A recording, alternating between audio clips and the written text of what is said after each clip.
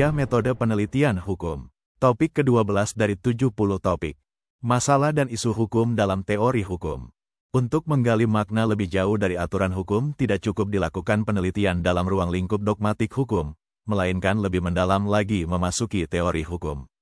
Apabila penelitian dalam ruang lingkup dogmatik hukum, masalah atau isu hukum mengenai ketentuan hukum yang di dalamnya mengandung pengertian hukum berkaitan dengan fakta hukum yang dihadapi. Untuk penelitian pada tataran teori hukum, masalah atau isu hukum harus mengandung konsep hukum. Konsep hukum dapat dirumuskan sebagai suatu gagasan yang dapat direalisasikan dalam kerangka berjalannya aktivitas hidup bermasyarakat secara tertib. Konsep-konsep hukum yang telah dikenal luas oleh masyarakat, misalnya badan hukum, kadaluarsa, kekuasaan, kewenangan, kepailitan, hak kekayaan intelektual dan pertanggungjawaban pidana, sangat menunjang aktivitas dan transaksi sosial. Titon Slamet Kurnia dan kawan-kawan menjelaskan perbedaan teori hukum dan dogmatik hukum sebagai berikut. Orientasi dogmatik hukum adalah hukum positif peraturan yang berlaku, yang sifatnya tertentu secara rasionologi. Misalnya hukum positif Indonesia, hukum positif Belanda, dan sebagainya. Sementara teori hukum merupakan meta-teori dogmatik hukum. Untuk dapat menganalisis, menginterpretasi dan menerapkan norma atau kaidah hukum positif, maka hal itu sangat bergantung pada penguasaan konsep-konsep yang digunakan di dalamnya. Dalam kaitan ini, teori hukum sebagai meta-teori dogmatik hukum berfungsi memberikan penjelasan atau analisis atas konsep-konsep hukum, atau legal concepts, yang diperlukan dalam pengembangan dogmatik hukum.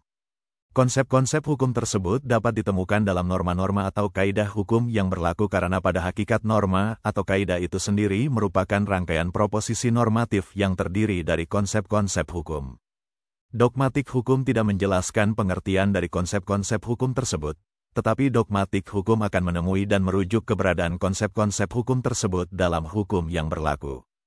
Dengan pengertian lain bahwa setiap pengembangan dogmatik hukum juga bergantung pada teori hukum untuk memperoleh kejelasan atas pengertian dari konsep-konsep hukum yang digunakan. Sebagai contoh, pada saat terjadinya musibah tsunami Aceh pada tanggal 24 Desember tahun 2004, beberapa stasiun televisi diantaranya SCTV, Metro TV, dan TVRI meliput bencana itu yang kemudian ditayangkan lewat siaran masing-masing. Bukan tidak mungkin tayangan itu direkam oleh mereka yang berkepentingan baik untuk dokumentasi pribadi atau untuk yang lain. Seandainya suatu rumah produksi sinetron atau film kemudian menghasilkan cerita yang dalam beberapa settingnya menayangkan apa yang telah ditayangkan oleh salah satu stasiun televisi tersebut, perlukah minta izin kepada stasiun televisi itu dan membayar royalti kepada stasiun tersebut? Jika tidak, apakah rumah produksi itu dapat digugat oleh stasiun televisi itu apalagi sinetron tersebut ditayangkan di stasiun lain? Masalah atau isu hukum yang timbul dari masalah ini adalah, apakah dalam tindakan tersebut berlaku konsep hukum mengenai fair dealing dalam hukum di bidang hak kekayaan intelektual? Dalam hal ini peneliti harus dapat menemukan pengertian fair dealing tersebut. Sekali lagi di sini perlu pemahaman mengenai pengertian hukum tertentu. Apabila pengertian itu telah diketemukan, perlu dilihat lebih jauh untuk apa konsep fair dealing itu diadakan. Hal ini diperlukan di dalam menelaah apakah konsep demikian tertuang di dalam ketentuan-ketentuan Undang-Undang Hak Cipta Indonesia. Jika memang ada ketentuan-ketentuan yang menyiratkan konsep fair dealing, apakah benar-benar mengadopsi konsep itu? Atau mungkin ada penyimpangan, atau mungkin ada modifikasi, atau bahkan mungkin ada sesuatu yang lain yang hendak dituju sehingga hanya meminjam saja konsep itu untuk tujuan yang lain. Dalam hal ini peneliti sudah benar-benar masuk ke dalam ruang lingkup teori hukum. Menurut D.H.M. Mewison ada 3 tugas teori hukum sebagai berikut. 1. Ajaran hukum menganalisis pengertian hukum dan konsep-konsep yang digunakan dalam hukum seperti hak, hubungan hukum, asas hukum, milik, kontrak, hukuman, itikat baik, dan sebagainya. 2. Hubungan hukum dan logika berkenaan dengan pertanyaan menyangkut sejauh mana logika formal dapat digunakan untuk hukum, apakah berpikir atau penalaran yuridis merupakan sesuatu yang berbeda dengan berpikir atau penalaran pada umumnya dan sebagainya. 3. Metodologi hukum berkenaan dengan metode dari ilmu hukum, teoritis, dan juga metode pengembangan hukum, praktis, seperti perundang-undangan dan peradilan. Pada satu sisi merupakan filsafat ilmu dari ilmu hukum dan di sisi lain merupakan ajaran metode untuk praktik hukum, misalnya dalam rangka pembentukan hukum, perundang-undangan, dan penemuan hukum, ajaran interpretasi. Gijsels dan Mark van Hoeke mengemukakan ada 4 tugas teori hukum yakni, analisis hukum, ajaran metode dari hukum, ajaran ilmu dari hukum, dan kritik ideologi. Analisis hukum. Analisis hukum paling dekat bersinggungan dengan dogmatik hukum. Analisis hukum sebagai bidang tugas teori hukum terutama tentang konsep-konsep yang juga dapat ditemukan dalam dogmatik hukum. Namun kekhasan analisis hukum sebagai bidang tugas teori hukum dalam rangka analisis konsep-konsep hukum, dibanding dengan dogmatik hukum, ialah penekanannya pada pendekatan interdisipliner dan irelevansi relatif isi konkret dari suatu sistem hukum tertentu yang di dalamnya konsep yang dianalisis digunakan. Misalnya, satu contoh analisis konsep, penyalahgunaan hak, yang dapat dianalisis baik oleh dogmatik hukum maupun teori hukum. Jika dogmatik hukum jelas bahwa dalam rangka analisis konsep, penyalahgunaan hak, maka rujukannya adalah hukum positif. Sementara teori hukum dalam analisis hukum tidak pernah berkenaan dengan penyelesaian konkret atas masalah-masalah hukum, melainkan berkenaan dengan hal memperoleh pemahaman yang lebih baik tentang unsur-unsur dasar yang dengannya dogmatik hukum bekerja. Teori hukum dalam analisis hukum memberi kontribusi untuk menyelesaikan masalah-masalah dari dogmatik hukum, bukan masalah-masalah hukumnya itu sendiri. Bidang ini juga berbeda secara diametral dengan filsafat hukum.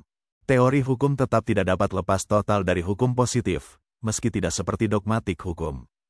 Dijelaskan oleh Gijsels dan Hoeke, teori hukum sama sekali tidak berurusan untuk memberikan penyelesaian yuridikal teknikal terhadap masalah-masalah yuridikal yang muncul dalam suatu sistem hukum tertentu. Teori hukum bertujuan untuk menganalisis, menjelaskan konstruksi yuridik teknikal ini, dalam bentuk penampilan-penampilan konkret mereka, dan tidak seperti filsafat hukum dalam melakukan hal itu, sebagai pikiran ideal semata-mata. Sebuah analisis tentang pengertian hak milik misalnya pada tataran filsafat hukum dapat dilakukan terlepas dari tiap sistem hukum konkret. Dalam teori hukum hal ini tertutup, atau tidak dapat dilakukan.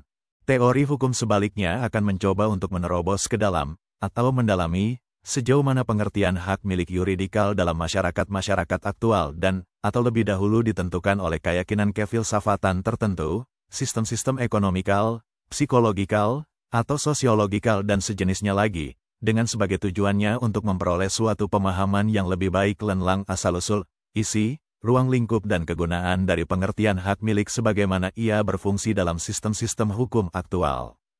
Ajaran metode dari hukum meliputi metode-metode dari dogmatik hukum, pembentukan hukum, penerapan hukum dan kemudian berkembang menjadi metode penemuan hukum oleh hakim.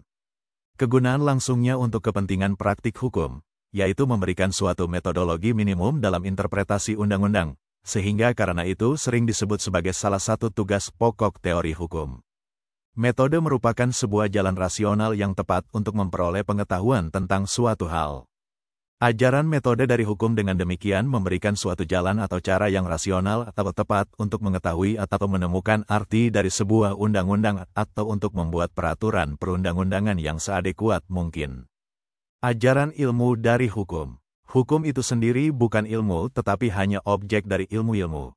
Ajaran ilmu dari hukum sebagai wilayah kajian dalam teori hukum hanya terbatas pada ajaran ilmu dari dogmatik hukum. Dengan kata lain, ajaran ilmu dari hukum adalah berkenaan dengan epistemologi dari dogmatik hukum. Ada dua hal yang dipermasalahkan oleh teori hukum sebagai ajaran ilmu dari dogmatik hukum, apakah untuk ilmu hukum harus dikembangkan suatu pengertian ilmu tertentu secara penuh? Apa isi yang harus dimiliki oleh suatu pengertian ilmu seperti itu? Di sini sukar sekali menghindar dari suatu perbandingan antara dogmatik hukum dengan ilmu-ilmu alam atau eksakta. Supaya kegiatan yang dilakukan dogmatik hukum bisa diklasifikasikan sebagai ilmu maka orang tidak bisa memberlakukan satu konsep ilmu yang bersifat seragam. Kritik ideologi. Teori hukum sebagai kritik ideologi membatasi diri pada suatu analisis atas hukum dan atas konstruksi-konstruksi dan pandangan-pandangan dalam dogmatik hukum, teori hukum maupun filsafat hukum untuk menunjukkan unsur-unsur yang di dalamnya bermuatan nilai dan atau bermuatan normatif dan dengan demikian memperlihatkan suatu keterikatan ideologikal. Satu contoh konkret yang diberikan Gijsels dan Hoeke, analisis atas gambaran manusia dan gambaran masyarakat yang tersembunyi di belakang Kode Sivil dari tahun 1804 dan membandingkan hal ini dengan gambaran manusia dan gambaran masyarakat yang sangat berbeda, yang di atasnya hukum sosial bertumpu, terutama yang telah berkembang pada abad ke-20. Teori hukum sebagai kritik ideologi juga dapat memperlihatkan konsepsi-konsepsi masyarakat apa, yang berfungsi sebagai latar belakang dari konstruksi-konstruksi dogmatik hukum dari pranata-pranata hukum seperti hak milik, kebebasan berkontrak, hak mogok, dan HAM.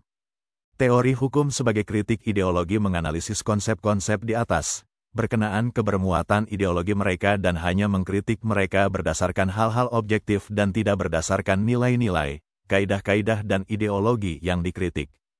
Itulah materi topik ke-12 metode penelitian hukum.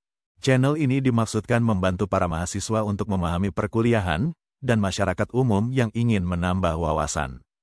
Video tutorial dituturkan dan disubtitelkan agar dapat ditonton, dibaca sambil didengarkan. Untuk pemahaman yang lebih baik, putar dan dengarkan video tutorial berulang-ulang. Subscribe dan like, agar Anda mendapatkan update tutorial lainnya. Bagikan link video ini agar teman-teman juga mendapatkan manfaat channel ini. Sekian dan terima kasih. Sampai jumpa.